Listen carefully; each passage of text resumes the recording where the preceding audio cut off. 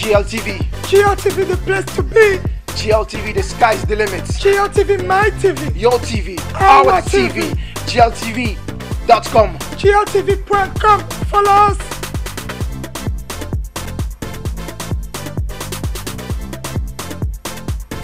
Bonjour à vous tous qui nous suivez sur GLTV1.com, Touba Boboudelo, Ika de Young.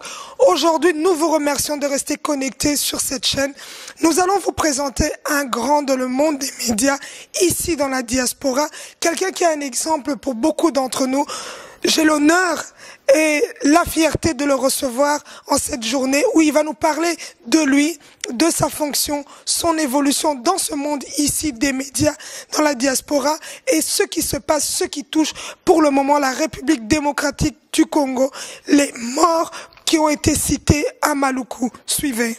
Voilà, quand on parle de la radio Mboté, on voit Monsieur Henri Nzouzi et Monsieur Jean-Jacques Ben. Et aujourd'hui, nous avons cette grâce, si je peux le dire haut et fort, de recevoir Monsieur Henri Nzouzi sur GLTV1.com. Si je dois le dire, je le répète encore une fois, pour moi, c'est une grande fierté. Vous êtes un exemple pour moi. Et si aujourd'hui, j'ai cette opportunité de vous recevoir sur GLTV, je demande à tous les gens qui voient ce visage, rester connectés parce qu'il y a l'information. On a besoin de cette information neutre, cette information qui est importante, qui est divulguée à toute cette communauté de la diaspora. Bonjour Monsieur Henri Nzouzi. Bonjour Rika, merci infiniment de me recevoir. En tout cas, le plaisir est partagé. Dites-moi, on va un peu savoir, on va un peu expliquer à tous les gens qui nous suivent qui est réellement Monsieur Henri Nzouzi. Oh, c'est difficile de parler de soi, mais si je devais schématiser, marié, père de 3 filles, j'ai assumé des fonctions importantes au pays, notamment dans la diplomatie. Une fois rentré ici, je me suis retrouvé dans une structure qui continue de traiter ces matières, notamment tout ce qui concerne les relations internationales et les affaires étrangères. Et puis évidemment, j'ai souhaité développer d'autres activités, notamment dans le secteur des médias, où j'ai eu l'occasion de pouvoir réaliser des émissions, notamment à Paris, pour le compte d'une chaîne panafricaine. Et depuis maintenant quelques mois, j'ai le grand plaisir de collaborer avec 2 autres médias, notamment Vox Africa TV et La Voix de l'Amérique, comme consultant diplomatique. Et puis il y a presque 2 ans, j'ai, à la faveur d'une invitation qui m'a été lancée par Jean-Jacques Ben, participé à l'aventure de Radio Mboté, dont il est le concepteur. Et vous êtes le directeur? Oui, tout à fait, depuis bientôt 2 ans. Voilà, en tout cas, un grand bravo. Et comment se passe cette évolution de la radio Mboté? Écoutez, au départ, c'était très particulier parce que quand on a présenté la radio avant son lancement officiel, il y a eu beaucoup de scepticisme dans le regard de ceux qui étaient venus nous écouter, et nous étions dit, chiche, on va lancer le défi, on va le relever. Et je crois qu'en presque 2 ans, les faits parlent d'eux-mêmes, on a presque 10 000 followers sur Facebook, on a développé 4 types d'émissions, 2 radiodiffusées et 2 télévisées, Tribune et Conviction. Nous participons à beaucoup d'événements culturels, politiques, thématiques notamment, en matière d'économie, de développement durable. Nous essayons d'être présents, nous associons notre nom à d'autres événements parce que c'est important de communiquer, de rester présent dans l'esprit des gens. Et puis surtout, je dis souvent en rigolant que Radio Mboté est l'une des rares radios dont on voit ce que l'on entend. Donc on est très visuel. À chaque émission, nous prenons des photos, nous les faisons partager avec ceux qui participent à nos émissions. Et puis tous les 3 mois à peu près, nous organisons toujours une soirée, histoire de rappeler à nos auditeurs que nous restons toujours fidèles à eux, bien évidemment. Et c'est aussi une manière de les remercier de leur fidélité. En tout cas, un grand bravo. J'ai été aussi invité à la radio Mboté. Une très belle expérience. Merci. Donc, dites-moi, quand vous choisissez tous les gens qui doivent passer à vos côtés pour ces émissions, vous avez un but, parce que il y a quand même différents thèmes, et vous ressortez de tous ces gens une certaine information. Parlez-en un peu. Alors, Radio Mboté, c'est un outil, un vecteur de valorisation et de promotion de la diaspora africaine d'ici et d'ailleurs. Donc, ce qu'on veut faire, c'est mettre en évidence des réussites, soit individuelles ou collectives, et montrer que la diaspora africaine, ce n'est pas les clichés habituels. Il y a des gens qui, effectivement, ont fait des choses intéressantes, qui méritent d'être portées à la connaissance du public. Ça, c'est une première chose. Au niveau des critères, en général, notamment pour Parlons peu, parlons bien, qui est l'émission phare de la radio, je reçois toujours 2 hommes et 2 femmes. Donc là, nous vivons l'heure de la parité, donc il est normal que nous respections cela. Et nous essayons de montrer effectivement que les choses se font, que les choses bougent, et c'est aussi une manière pour nous de contribuer à la promotion des choses qui sont faites. Je dois dire à ce sujet que nous en sommes bientôt à la 40e émission, c'est quand même pas mal. Si vous comptabilisez 4 émissions, 4 personnes par émission, ça fait près de 160 personnes que nous avons reçues, et je vous invite d'ailleurs à aller sur le site pour voir les photos de nos invités, et nous abordons toutes les thématiques, aussi bien économiques, socioculturelles, artistiques, politiques, financières, et puis évidemment le monde associatif, parce que c'est aussi un tissu très important, notamment au niveau de la Belgique. Nous sommes une web radio, donc nous sommes tout à fait accessibles un peu partout dans le monde. Pour la petite histoire, nous avons des gens qui nous suivent depuis Anchorage et en Australie. Bon voilà, donc tout ça fait que ça nous motive davantage, et puis le fait de savoir que GLTV existe, c'est aussi pour nous une manière de nous stimuler davantage. Voilà, un grand merci. Quand un grand parle, on dit chez nous l'Osako toujours. Aujourd'hui, après 2 ans, vous pouvez le dire haut et fort que vous avez réussi un pari. Écoutez, en tant que directeur. Oui, je crois que oui, parce que la période critique est passée. Jean-Jacques Ben et moi-même avions fait le pari, au fond, en nous lançant dans cette aventure, dont il est le concepteur, je le répète, de faire beaucoup de sacrifices. Et je crois que c'est ça qui manque aussi parfois au sein des médias africains, je comprends, c'est normal, on veut gagner tout de suite, vite, mais c'est un long processus qui demande de la patience et qui demande aussi, je dirais, une forme d'humilité, parce que ça ne se passe pas toujours comme on veut, et il faut sans cesse se remettre en question, parce que nous avons un public qui change. On essaie de toucher tout le monde, hein. Certains disent que nous sommes élitistes, d'autres disent que nous devrions être un peu plus populaires. Nous essayons de garder le juste milieu, sans exclusive, mais en proposant des produits de qualité. Il y a vraiment la qualité à la radio Mboté. On va rentrer sur ce sujet des médias ici dans la diaspora. Vous qui êtes présent et qui êtes un exemple, vous qui avez touché, je peux dire, ces milieux assez élevés, vous avez côtoyé aussi des personnalités. Quelle image avez-vous par rapport à ces médias ici en Europe ? Je dirais que chacun essaye vraiment de faire au mieux, mais je dois quand même admettre que par moments je m'inquiète. Je pense que les gens sont libres d'entreprendre, et c'est tout à fait normal, mais parfois les gens entreprennent dans des domaines qu'ils ne connaissent pas ou qu'ils ne maîtrisent pas. Moralité, on assiste parfois à un nivellement vers le bas, et l'offre, plutôt que de se diversifier, a plutôt tendance à, je dirais, se déprécier. Maintenant, il ne faut pas se leurrer, hein. Nous sommes dans un contexte très particulier, les gens veulent beaucoup de distractions, les gens veulent se changer les idées, donc on ne peut pas leur imposer de la réflexion en permanence. Je crois que c'est une question de priorité. Moi, j'encourage ceux qui créent. Je donne un petit exemple très simplement. L'année passée, en 2014, lorsqu'il y a eu les élections régionales, fédérales et européennes, nous avons été le seul média africain à organiser des débats contradictoires avec des candidats issus des minorités visibles et appartenant à des partis politiques différents.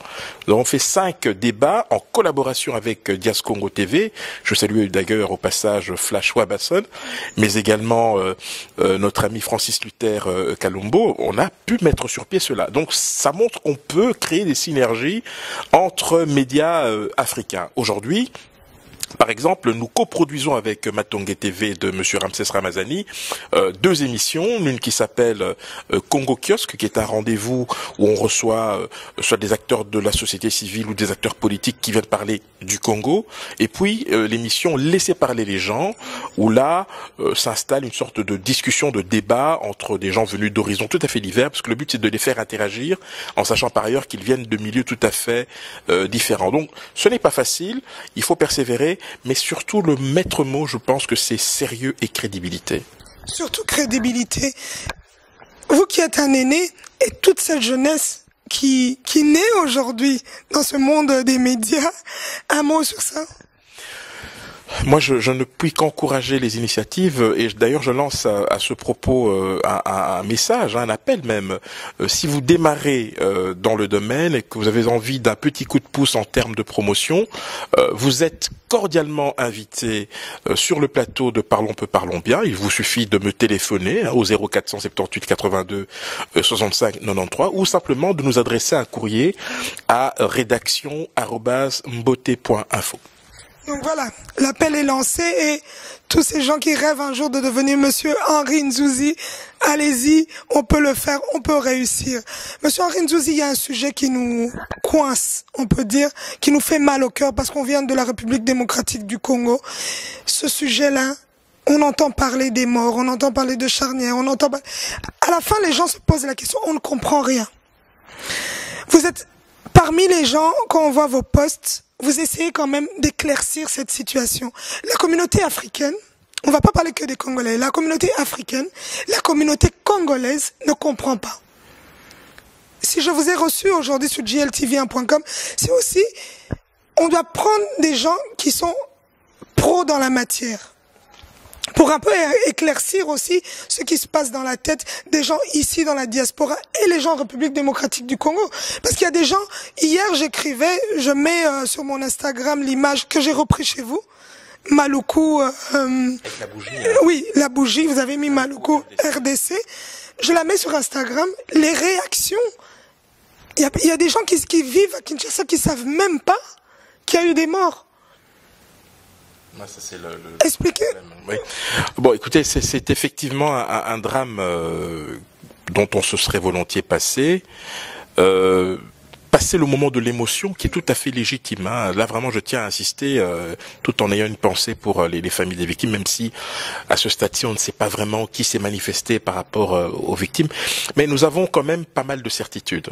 Et d'ailleurs, ce sont des certitudes sur lesquelles aussi bien le gouvernement que les médias sont d'accord. C'est la date à laquelle ces corps ont été enterrés, le 19 mars, dans la nuit. Personne ne conteste cela. Ça, c'est une première certitude.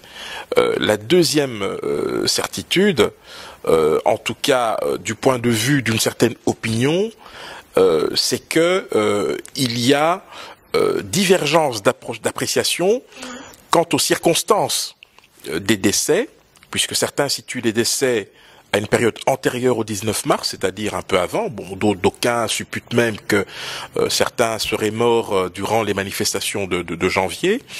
Et puis évidemment, il y a ce que dit le gouvernement, s'agissant de la composition même du charnier. Bon, évidemment, les appréciations divergent, puisque certains, notamment au niveau du gouvernement, puisque la communication est venue de ce côté-là, considèrent que ce sont des indigents, que ce sont des nouveau-nés. Enfin bon, voilà, on sait très bien que, en dépit de ces informations-là, il y a eu beaucoup d'erreurs de communication à ce niveau-là. Et puis vous avez la société civile, évidemment, qui est toujours dans son rôle, qui essaye d'être au plus près de la réalité et qui mène également son enquête. Il faut rappeler d'ailleurs à ce sujet que, en dépit de ce qu'a pu dire le gouvernement sur cette question, dans un premier temps, vous avez tous suivi l'intervention du vice-premier ministre, M. Bochab, nous dire que effectivement il s'agissait d'indigents et que s'il le fallait pour des raisons de transparence, le gouvernement était prêt à exhumer des corps.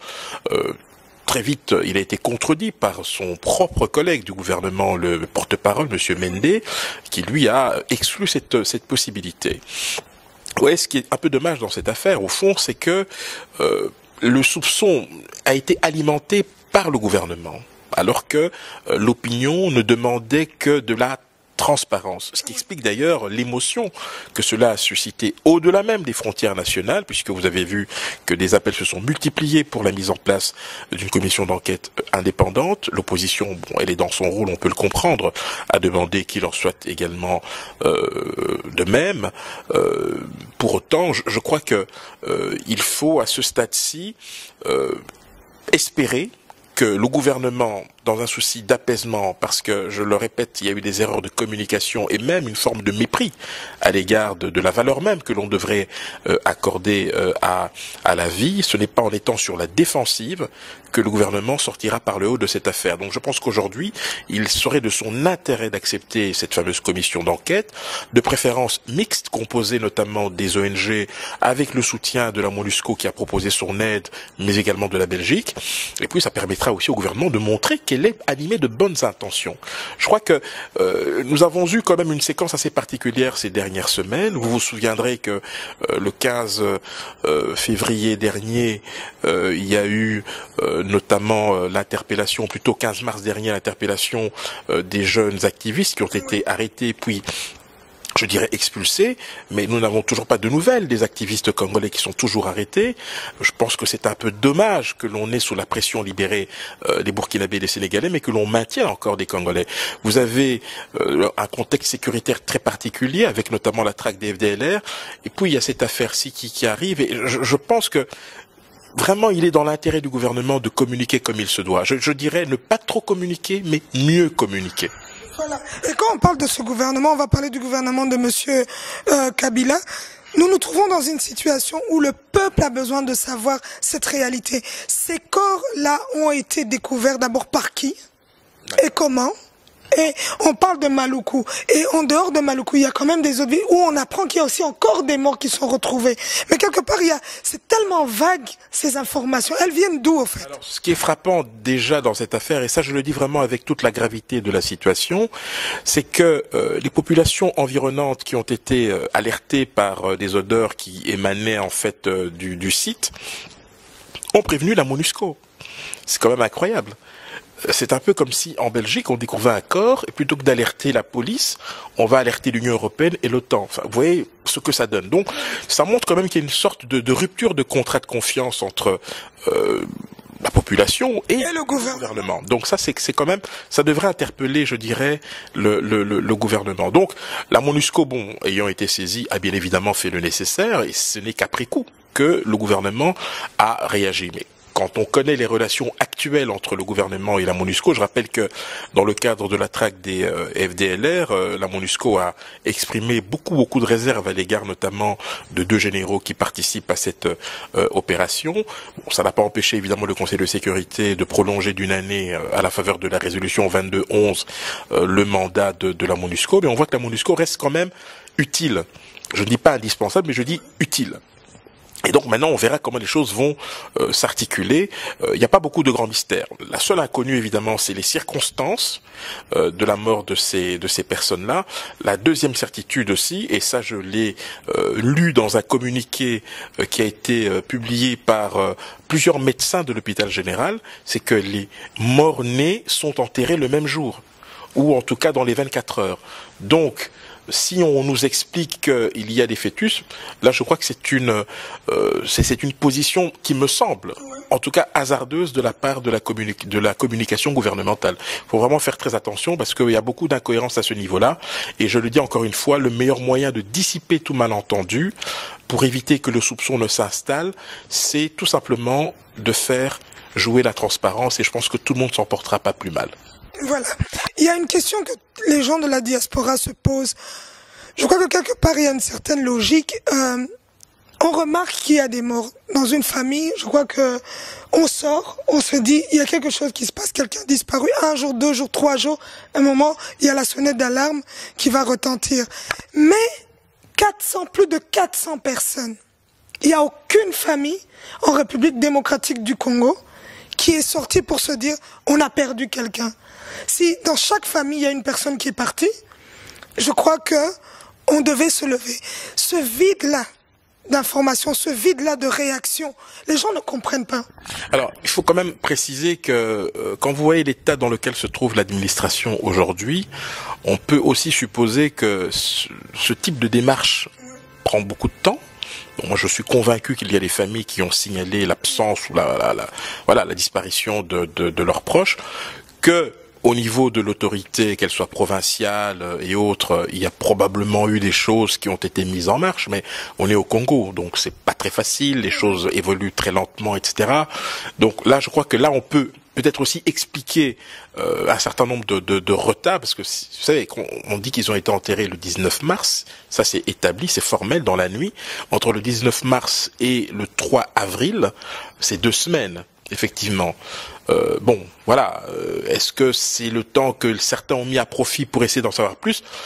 Nous verrons ce que les enquêtes qui seront mises en œuvre, en tout cas la mission qui sera mise en place, nous dira. Ça c'est la première chose. La deuxième chose, c'est que vous savez, il y a, et là je suis assez disposé à je dirais, prendre en considération un élément qui a été donné par le gouvernement. Il y a beaucoup d'indigents, c'est vrai, il y en a, c'est vrai, mais cela ne justifie pas que, même mort, on puisse s'en débarrasser comme cela a été fait. Surtout qu'on nous explique aussi, et ça a été dit récemment par le porte-parole, que ça se passe tous les jours et c'est la routine. Non, ce n'est pas la routine, ça ne se passe pas tous les jours comme ça. Il faut respecter les corps, nous sommes des Bantous, c'est sacré, et je pense que le gouvernement gagnerait en tout cas, je pense, en crédibilité, hein, en exprimant ne serait-ce qu'un minimum de compassion à ce niveau-là.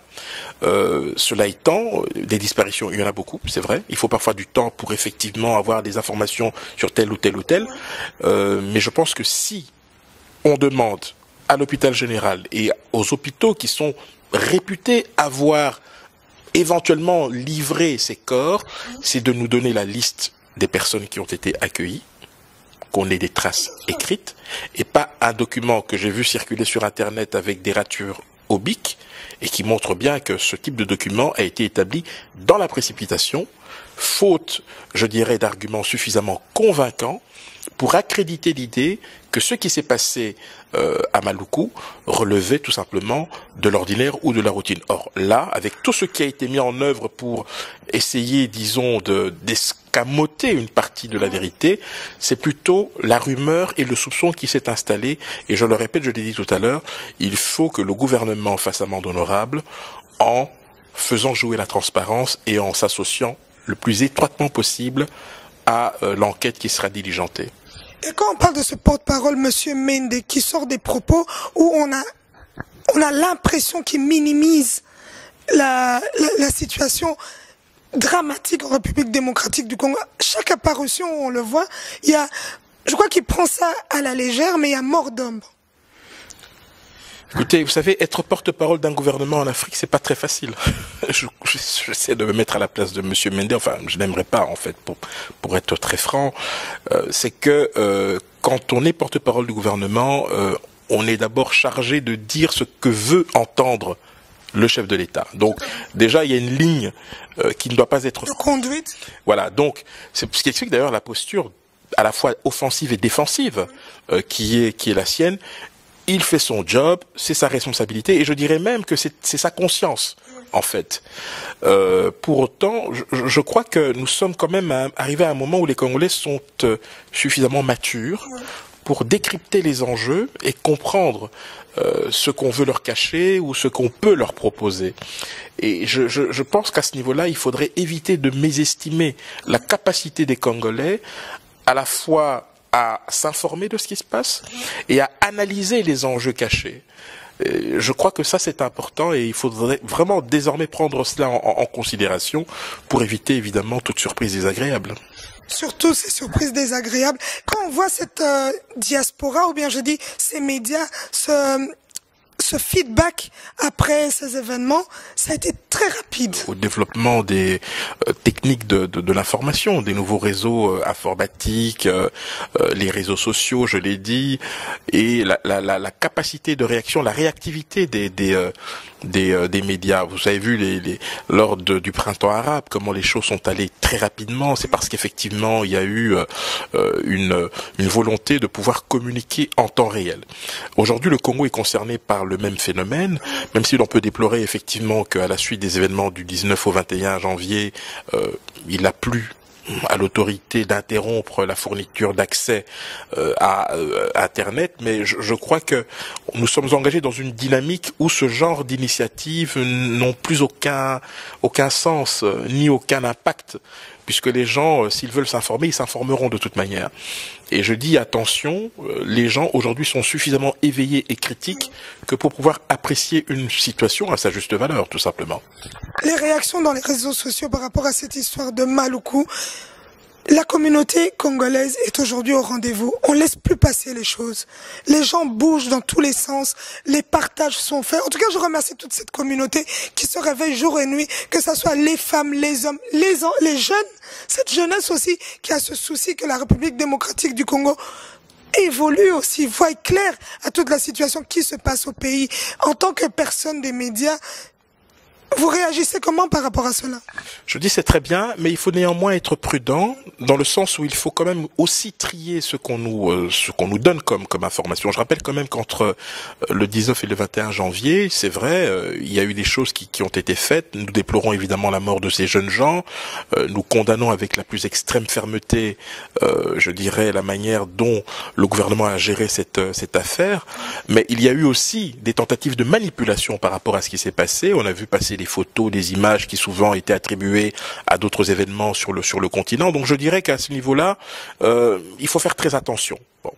Maintenant, en fonction des opinions politiques des uns et des autres, en fonction du positionnement de l'opinion publique, il faut toujours garder à l'esprit que il faut impérativement faire un travail de vérification et de recoupement des informations pour ne pas induire en erreur les gens.